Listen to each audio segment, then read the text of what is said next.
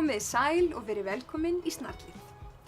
Maður þarf svo sannarlega ekki, frekar en maður vill, að hlaupa einhvert og kaupa sér safaríka samloku eða brauðsneið, heldur getur maður einfaldlega gert hana líka bara heima.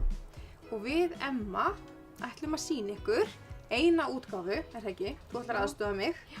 Mundir þú vilja byrja á að setja 2 brauðsneiðar í grillið, ekki brenna þig og loka, af því það er svolítið svona gott þegar þær eru aðeins ristaðar. Þannig að við byrjum á því. Svo þegar þær eru grillaðar þá ætlum við að smyrja þær með pesto. Já. En nú skulum við næst, má sjá, skulum taka bara hérna, þetta er heill mozzarella, mjög gott. En það má líka nota rifin ef að maður vill. Og ef að þú myndir vilja, Emma, skera, sko það sem að ég geri, sko málið er að mozzarella er svolítið viðkvæmur í sambandi við fyrninguna ef að maður er mikið að pota í hann með puttunum. Þó maður sé búin að þvo sér hendurnar, að þá skemmist hann hratt og segjum að þú náir ekki að klára hann allan, að þá er sniðugt að nota gaffal og vera ekki að pota í hann og gera kannski bara svona og skera bara, þú veist, smá í einu og skera hann fyrir mig í sneiðar að nota gaffalinn og vera ekkert að koma með hann og sjáu hvað ég ætla að gera, ég ætla að sýna þér það í leiðinni fyrir gjöð. Ég ætla að meiða þig með þessu. Þá tökum við þennan sem er afgangur af, setjum í krukku, ólífuolía, gæða ólífuolía, kaldpressuð, hún lokar fyrir súrefni og er rosalega góð á bragðið og setjum við smá af henni yfir og hún hjálpar þá. Þetta er svolítið eins og þegar maður er að setja sítrónu eða súraldinsafa á avokado eða epli í staðinn fyrir þau verði brún og gefur líka gott bragð, að þá ólífuolían hún svolítið svona lokar að því að súrefni er það sem að skemmir mat.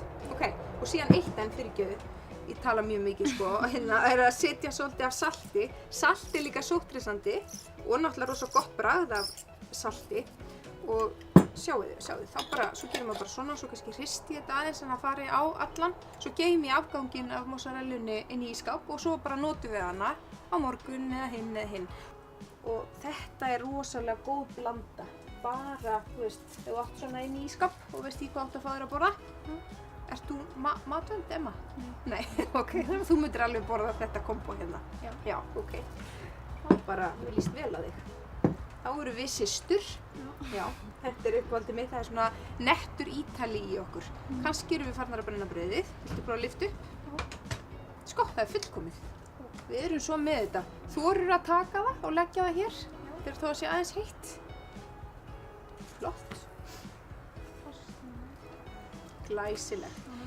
Og munið að slökkva á grillinu strax. Það er ekki gott að það gleymist að það er slökkt sko. Ég ýtti ég er svo snöggaði að þú sást það ekki sko. Þannig að smyrðu fyrir mig núna grænu pestói á báðar brauðsneiðarnar.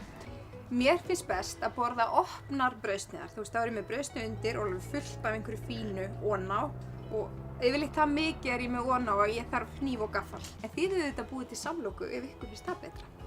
Og við erum hér með svona súrdeigsbrauð sem er uppáhaldsbrauðið mitt og súrinn, hann formeltir kornið og glútenið þannig að súrdeigsbrauð þar fer betur í magann heldur en gerbrauð.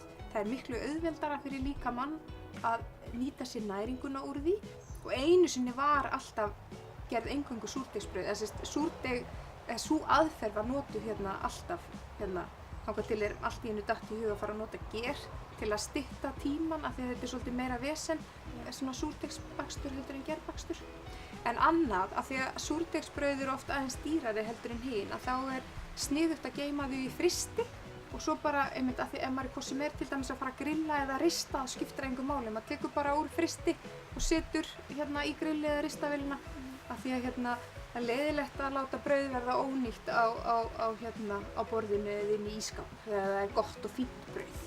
Þannig að, ok, nú ertu búin að setja grænt pesto, þú mátt líka nota rautt pesto, þú bara ræður, bara það sem þú átt til. Og hérna er hnífurinn, myndirðu vilja skera og ég læti hafa meiri mozzarella og þú þarft skera þunnar sneiðar ef þú getur og setja setja ofan á. Já, einmitt bara ýta niður þetta flott hjá þér. Mjög flott. Og svo mátt alveg að því að, þú veist, nú komum við þetta þegar við erum hvort sem er bara að fara að borða þetta. Þú veist, að því að ég var nú aðalega að hugsa hitt, sko, að því að ég ætlaði að geyma. Þannig að þú veist, þá getum við gert bara svona ef við viljum hafa meira. En kannski finnst einhverjum bara þetta vera alveg feiki nóg.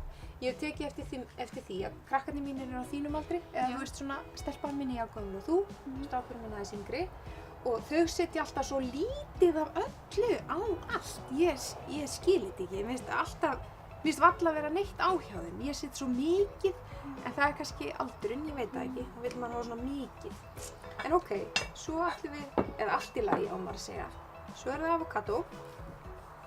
Og ég er nú engin snillingur í að skera hann ofan á brauð, en þú kannski gerir einhvern veginn bara svona. Er þetta ekki bara sniðugt? Þú veist, og bara raðar einhvern veginn svona, skefur þetta bara svona. Ég skal skera tómata.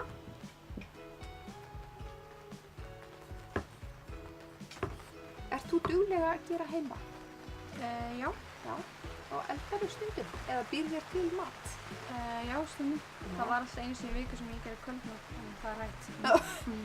Þau verða örugglega núna leiðu þau sjá þetta, þá fatta þau að þau hafa eitthvað hætt í og byrja að láta þau gera það aftur. Það er frábært. Málið er nefnilega að það er eiginlega alveg agalegt að kunna ekki að útbúa sér neitt mat. Ertu sammála því? Já. Maður þarf að borða allavega 3 sortir á dag, allavega. Já. Og ef maður kann ekki að útbúa sér mat, nú þá er maður alltaf að borða eitthvað drasl er það ekki og eitthvað fljótlegt. Jú. Þannig að það er nauðsynlegt að kunna að búa til mat. Og heyrðu, að því að við eigum hérna basiliku, þú veist að þá er það náttúrulega alveg ótrúlega gott, þú veist að hafa basiliku með. Þannig að þetta er bara eins og bátar, það eru svo stórar. Svona. Ok, við ætlum ekkert að vesenast við að vera að hita þær, þessar brauðsneiðar. Við ætlum bara að gera svona. Og eigum við ekki að setja salt og pipar? Ertu sammála því? Ok.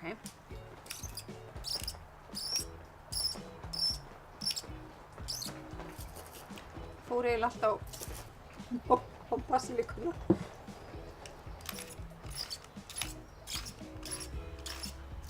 Svona. Sjávar, salt og pipar. Ok, á ég að skera fyrir þig? Já. Já. Og svo er snjallt að muna að borða rólega og njóta matarins. Það má alveg setja ólífólíu yfir ef mann finnst það gott. En það þarf í rauninni ekkert að því að maður er með avokadóin. Ok, ég veit ekki hvort þið finnst erfitt að stinga þessu upp við. Viltu reyna það? Dugleg. Ég bíð spennt eftir svarið þegar þú getur talað. Þú mátt klára fyrst að tyggja áður en þú gefur mér skýrslu hvort þetta sé ekki örugglega gott. Ok, og hvernig fannst þér þetta svona bara? Bara mjög gott. Mjög gott, ánægð með þetta. Já. Heldur þú myndir einhvern tímann gera þetta heima? Já. Já, þetta var ekkert flókið. Nei.